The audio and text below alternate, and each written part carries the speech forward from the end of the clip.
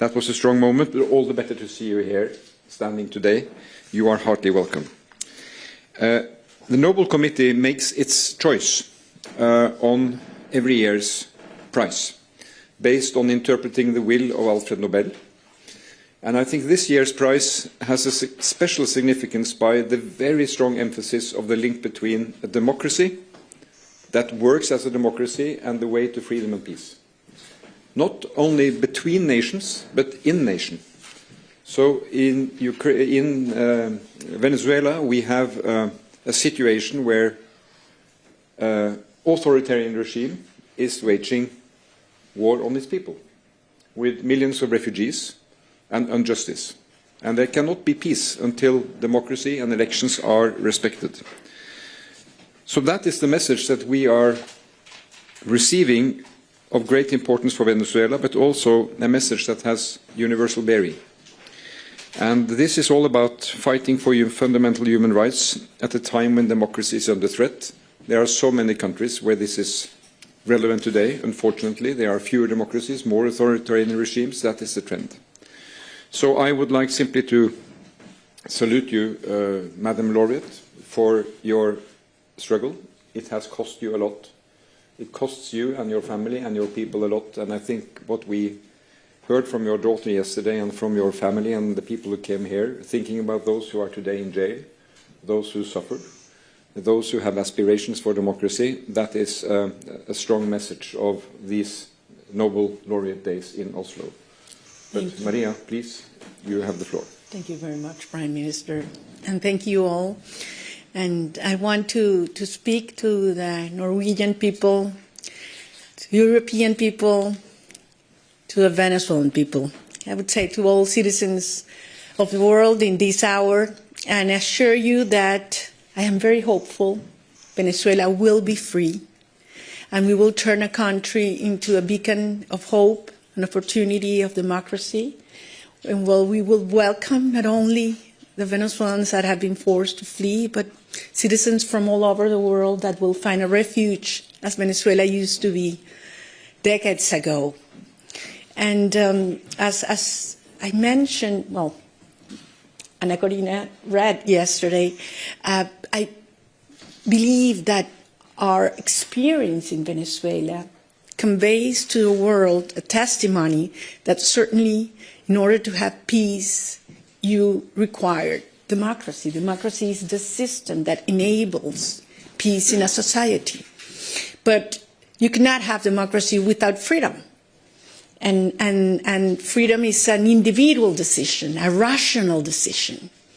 And it's the sum of these individual conscious decisions that bring that collective ethos that creates the force, the strength, and the courage to fight for freedom, to defend it when you got it. And that courage comes from the things that truly matter in your life, the things that you love. And when you feel that those things are most in danger, then the courage increases. That's why I am convinced that peace ultimately is an act of love. And that's what brought me here. The love of millions of Venezuelans for our country, for freedom, and for our children. And I believe there's no other generation in the history of Venezuela that loves more freedom, our family, and our soul, our territory, the possibility of actually being in your homeland, in moving freely in your homeland, because we have lost that. And as I mentioned to you, the force that brought this country, our nation together, was this longing that we want our children back home. And we will not stop until they do that. And we give them a country in which they can live with dignity, with justice, and the responsibility that comes with freedom. So we have great admiration for Norway's institutions and democracy. We shared benefits that nature has given us, and we admire the way this society has used them on behalf of your people. Quite the contrary of what has happened in Venezuela. So we have to learn, and we have used Norway as an example several times during these decades. And believe me, we will turn Venezuela into that energy, technological, and democracy hub of the Americas. And we count on you. And I long for that day, and we will host all of you in a bright, democratic, and free country. And it's going to be soon. So thank you very much, and very honored and grateful to the Nobel Committee for this recognition to the Venezuelan people, to a great movement. I'm just one of that millions of people that form it. And I do believe it is a recognition to democracy as well. So thank you very much. Thank you. So then we open up for questions, and the first question comes from the Norwegian broadcaster TV2. So, from TV2 Norway, I have a question for you, María Corina Machado. You arrived just a few hours ago, and you got to reunite with your family in a very long time. How was that first meeting, and how has your first hours in Oslo been? Thank you. I couldn't sleep last night, going over and over again that first instant when I saw my children. And for many weeks, I had been thinking of that possibility and which one of them I would hug first.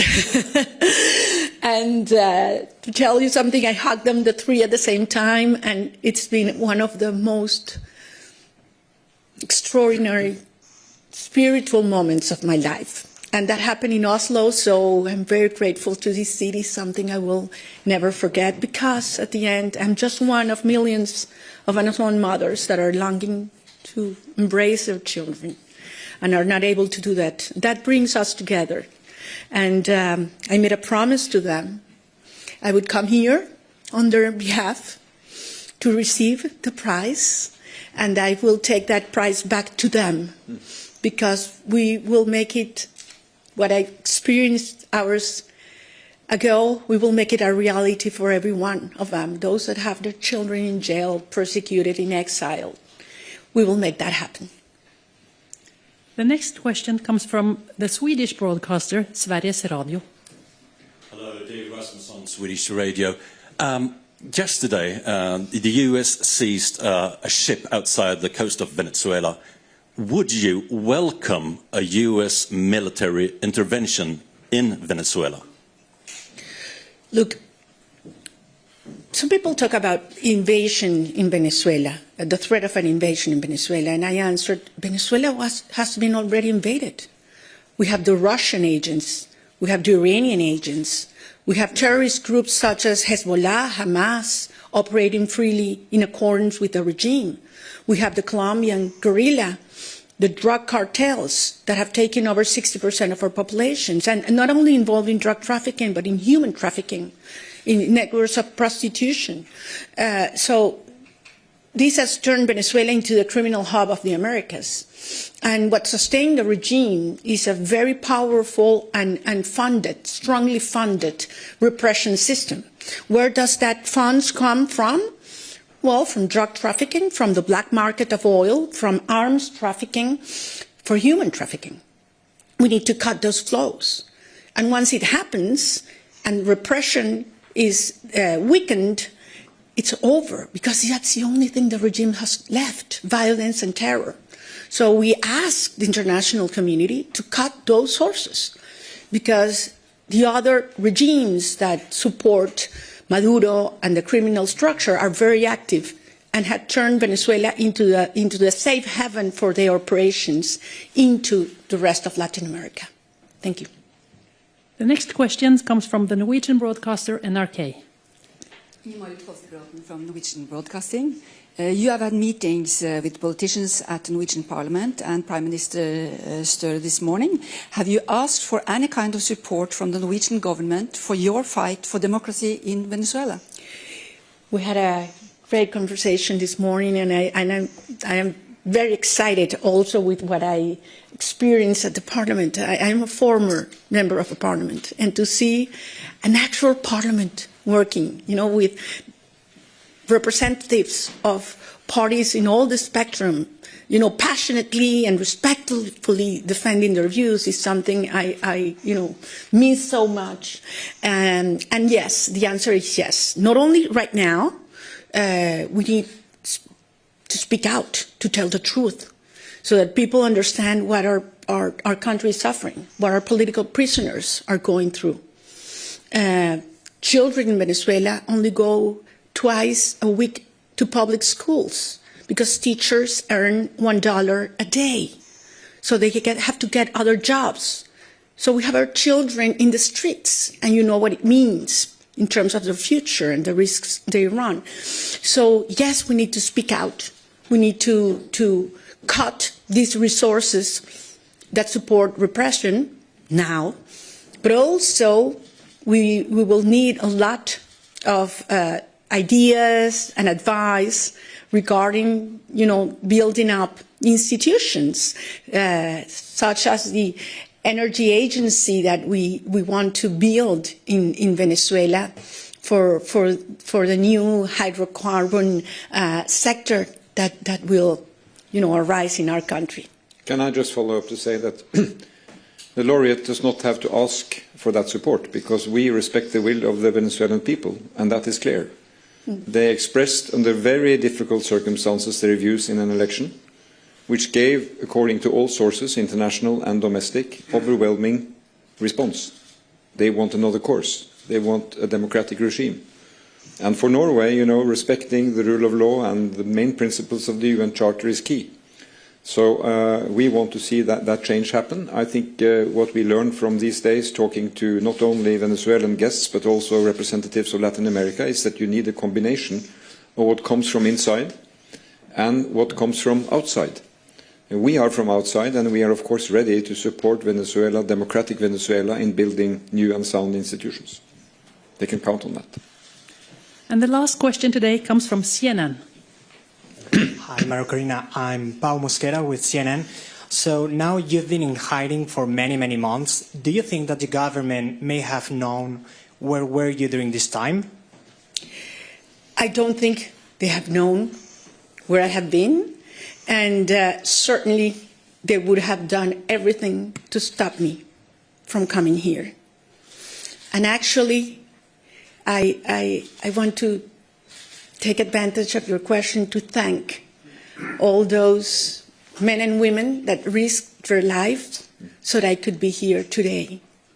One day I will be able to tell you, because certainly I don't want to put them in risk right now. It was quite an experience, but I think it's worthwhile being here with you, telling the world what's happening in Venezuela, what it means to you as Norwegians and as Europeans or from all the places where you come from, why Venezuela matters for the world. I mean, when you fight for freedom, you're fighting for humanity. And when we win, because we will, this will be an extraordinary example for those countries that today do not have freedom, and that people are telling them what we used to hear, that it was impossible to achieve it. And we decided to fight until the end, and Venezuela will be free. And of course, it's worthwhile. And when I go back, the regime will, well, there are two possibilities, certainly where the regime will be, but if it's still in power, certainly I will be with my people, and they will not know where I am. We have ways to do that and take care of us. Sorry.